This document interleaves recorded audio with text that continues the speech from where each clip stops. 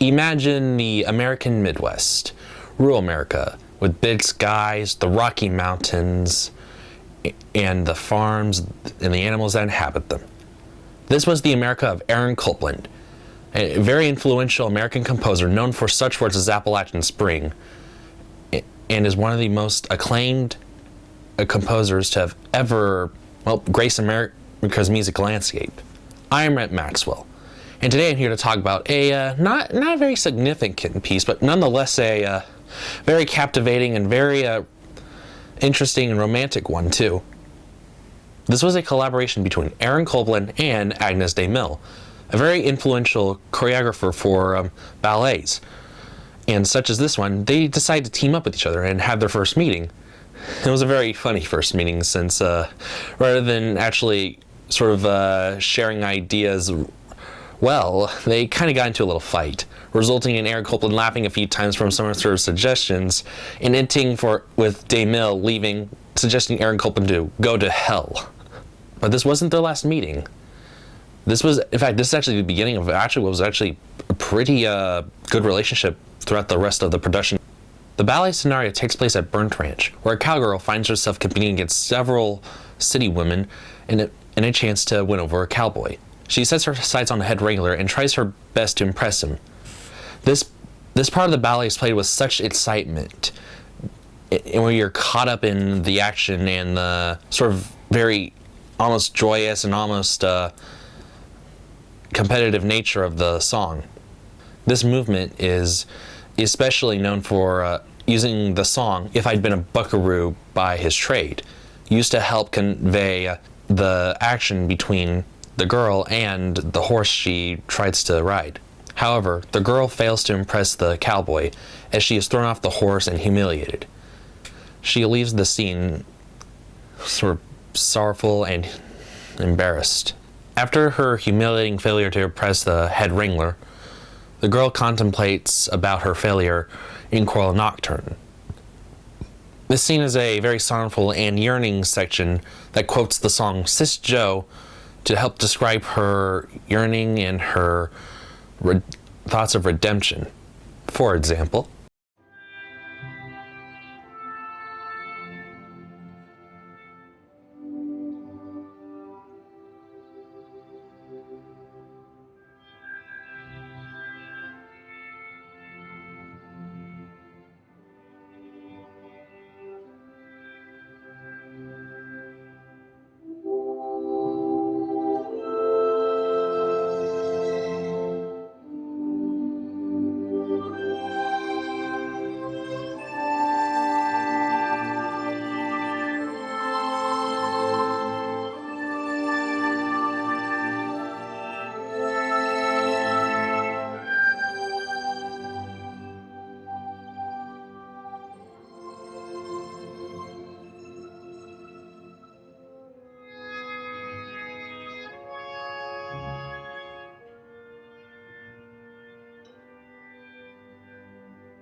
the same feeling continues on to Saturday Night Waltz and Ranch House Party, both of which are part of the same scene. However, this one instigates a little bit of hope into it to help hint at a redemption for the cowgirl. For example,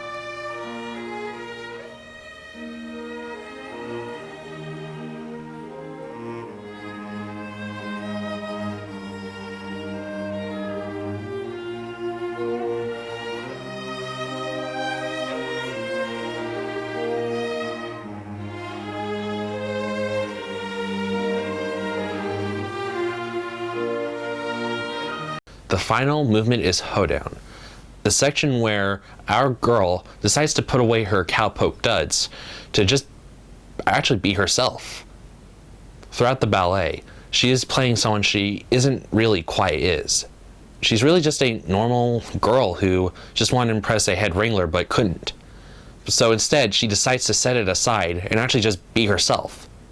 And because of this, she becomes the prettiest girl in the room and actually finds true love with someone else. A cowboy who shows her much more honor and dignity compared to the head wrangler early on in the ballet. And that's how it ends. A very cheerful moment where both of them find true love and the curtains close. At its premiere in 1942 at the Metropolitan Opera Theater in New York City, the crowd reactions were outstanding.